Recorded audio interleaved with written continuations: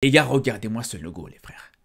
On est clairement sur le plus beau logo de l'histoire d'une Coupe d'Afrique. Il n'y a aucun débat, les gars.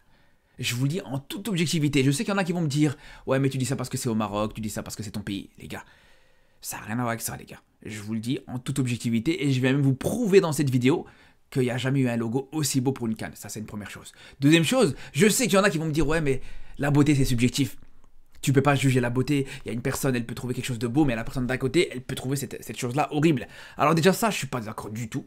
Le fait que la beauté c'est subjectif, je suis absolument pas d'accord. À partir du moment où tu as un gars par exemple, il a un mono-sourcil, il lui manque 3 dents et il a une calvitie, il n'y a pas de... Ouais, la beauté c'est subjectif, il est moche, c'est tout, il n'y a rien à faire les gars. Mais bon, ça c'est encore un autre débat.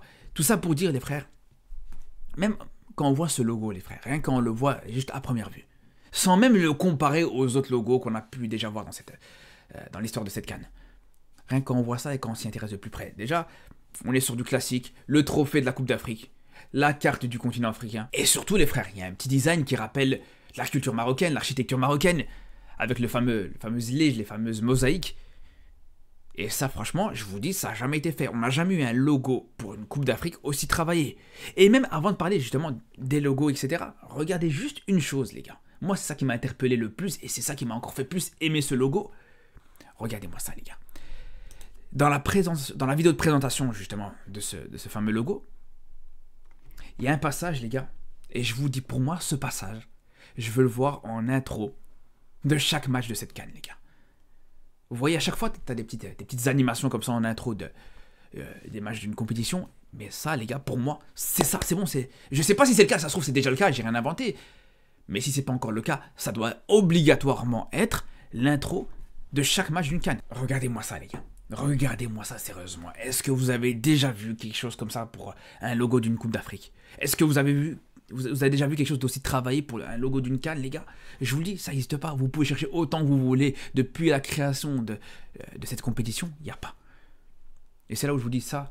Pour moi, ça doit être en intro de chaque match de la CAN, les gars. Pour moi, je vous dis, c'est obligatoire. Il n'y a pas d'autre possibilité. Si c'est pas déjà prévu, si c'est pas déjà le cas, ça doit être pour moi vraiment le petit truc qui va symboliser cette Coupe d'Afrique. Mais bref, je vous dis depuis le début qu'il n'y a jamais eu un logo qui a été aussi bien travaillé, un logo qui a été aussi beau, etc. Et je vous dis ça, je vous dis pas ça par hasard. Déjà, ce qu'il faut savoir, les gars, c'est qu'avant 2021, tous les logos de la CAN, c'était ça, les gars. Tous les logos de la CAN, c'était ça.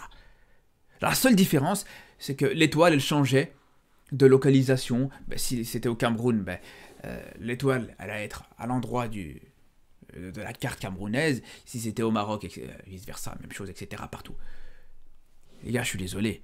Ouais, c'est bien, tu le vois une fois. Le logo, il est pas moche en soi, mais c'est, je vous dis, le même logo pour toutes les CAN. Donc déjà là, ça rentre même pas dans la discussion, les frères. Ça rentre même pas dans les discussions. Après, depuis justement la dernière CAN, la CAN 2024 avec la Côte d'Ivoire, on a commencé à avoir un logo un peu plus travaillé. Et ce logo ivoirien, il est très beau, faut le dire. Là aussi, on est toujours sur la même base avec le trophée de la Coupe d'Afrique, la carte du continent africain, et voilà, les couleurs qui rappellent le drapeau de la Côte d'Ivoire.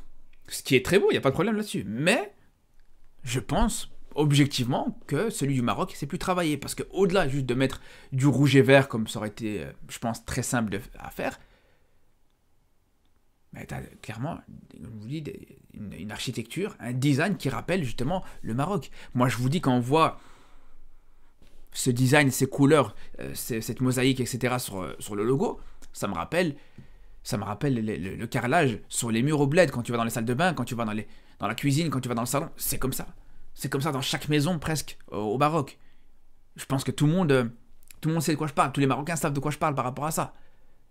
Et quand je vous dis que ce logo, pour moi, c'est l'un des plus beaux, pour vous dire le plus beau logo d'une CAN, c'est aussi pour moi, je vais même aller plus loin, c'est même un logo que tu pourrais mettre pour une Coupe du Monde. Il y a certaines Coupes du Monde qui n'ont pas un logo aussi beau. Et je prends l'exemple de la Coupe du Monde 2026 qui va jouer aux États-Unis. Ça, les gars, je vous le dis, en 15 minutes, je fais la même chose sur Photoshop. Sans aucun problème, les gars. Pour moi, je vous le dis, le logo de cette CAN 2025 au Maroc, il est déjà meilleur que celui de la Coupe du Monde 2026. Et c'est encore plus dommage, et c'est encore plus grave, je trouve, pour une Coupe du Monde qui va jouer aux États-Unis, qui va jouer au Canada, qui va jouer au Mexique, d'avoir un logo aussi fade. Avec 3 pays qui sont très riches culturellement, très riches au niveau de leur architecture aussi, de leur culture, bref, de manière générale. Et ce qui me tue, les gars, c'est que quand on voit justement les logos qui ont été proposés par certains fans, par certains designers, on n'a que des logos qui sont largement supérieurs. Quand on voit par exemple celui-là, bon, c'est pas mon préféré, mais voilà, rien l'original, t'as les 3 drapeaux, c'est tout. Avec bien sûr le trophée de la Coupe du Monde. T'as celui-là. Si tu veux un design un petit peu plus simpliste, c'est très beau aussi. Même si tu veux rester dans la même lignée que celui qui a été fait, donc que ce logo-là, actuel, t'aurais pu faire quelque chose de plus travaillé. Et ça, on a vu ça par exemple avec ça. Franchement, je comprends pas, les gars. Vraiment, je comprends pas. Et même, on peut encore aller plus loin. Et ça, pour moi, c'est clairement mon préféré. C'est clairement le logo qui aurait pu être incroyable pour cette Coupe du Monde 2026, c'est celle-là, les gars. T'as pas forcément les drapeaux, enfin, t'as les couleurs des drapeaux, mais t'as pas les drapeaux tels quels. Mais t'as à chaque fois les symboles des différents pays. Et c'est encore plus beau. Moi, je trouve que c'est toujours plus beau de voir les symboles du pays que le drapeau du pays en lui-même. Et ça, je trouve que c'est exceptionnel. Avec la statue de la liberté qui représente, bien sûr, le symbole des États-Unis, avec les feuilles d'érable pour le Canada, l'aigle pour le Mexique. C'est exceptionnel, les gars. Je vous le dis, ça aurait pu être le meilleur logo pour moi de l'histoire d'une compétition. Et ça, je vous dis, c'est juste un gars, un designer, un fan ou je sais pas quoi, qui a fait ça. Et c'est là où je vous dis, encore une fois, si on revient à ce logo du Maroc, comme je vous dis encore une fois, voilà, on est sur un symbole plutôt que sur un drapeau. Ça aurait été très simple et ça aurait été très facile de mettre, voilà, juste du rouge et vert sur un trophée de cette canne. Ça aurait été la chose la plus basique qui soit. Mais c'est là où je vous dis que c'est encore plus puissant, c'est encore plus travaillé. De pas forcément se contenter de mettre juste les couleurs du drapeau, mais de mettre quelque chose qui rappelle la culture du pays, l'architecture du pays et tout ça. Après, malheureusement, je sais, il y a quelque chose qui va malheureusement poser problème. Et je sais, il y en a beaucoup qui attendent que je parle de ça. Je sais très bien, les gars. Malheureusement, encore une fois, on va encore entrer dans le débat. Ouais, non, c'est pas l'architecture marocaine, c'est l'architecture algérienne. Non, c'est pas l'Algérie. Les gars, je n'ai même pas envie de rentrer là-dedans, les gars, honnêtement, franchement. Est-ce que vraiment aujourd'hui, c'est vraiment utile de rentrer là-dedans? Je vous le dis, les gars. Moi, pour moi, vous pouvez danser sur vos têtes autant que vous voulez. Pour moi, ça restera une architecture marocaine. Moi, quand je sais pas, j'ai jamais été en Algérie. Jamais été en Algérie. Et depuis que je suis petit, quand je vais au Maroc, je vois justement ce genre de design, ce genre d'architecture. Je vois partout, les gars. Je vous le dis, tu vois même dans les salles de bain, tu vois même partout, n'importe où. Tu vois ça au Maroc. Et c'est possible que ce soit aussi le cas en Algérie. Et j'ai même envie de vous dire, même à l'époque du maillot algérien qui a été aussi sur les mêmes bases des mosaïques, des éliges qu'on connaît tous. Même à cette époque-là, je suis même pas rentré dans le débat. Les Algériens, ils ont voulu dire que c'était algérien. Franchement, je m'en fous. Je rentre même pas là-dedans. Je vous dis, les gars, depuis hier, depuis que ce logo il est sorti, j'ai l'impression qu'on est revenu en maternelle, les gars, vraiment.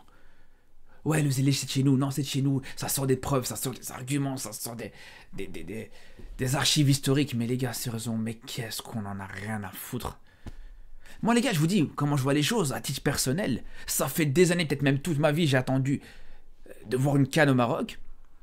Et vous croyez vraiment que je vais passer mon temps à faire des cours d'histoire, des recherches archéologiques, des recherches... Mais les gars, je vous dis, je m'en fous complètement, les frères. Moi, je vous le dis, encore une fois, pour moi, le zélège et ce design-là, tout ça, ça reste marocain.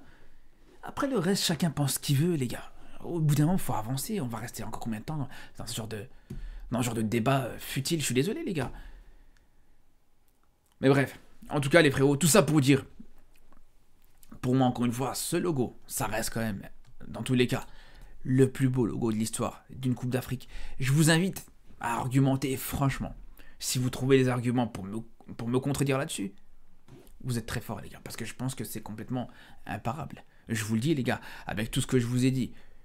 Et surtout, avec le fait qu'il y a très peu d'éléments de comparaison, il faut le dire aussi. Le seul, encore une fois, qui peut rivaliser, le seul logo qui peut rivaliser, c'est le logo de la Côte d'Ivoire. Mais à part ça, encore une fois, les gars, il n'y en a aucun qui peut rivaliser. C'est mon point de vue, en tout cas, les frérots. On se dit à demain pour, bien sûr, revenir sur ce tirage au sort. On reviendra sur un petit débrief de ce tirage au sort, de ce gros tirage au sort. Il y aura aussi peut-être, pourquoi pas, un live pendant le tirage au sort qu'on suivra ensemble. Sur ce, je vous dis à très bientôt et surtout d'ici là, prenez soin de vous.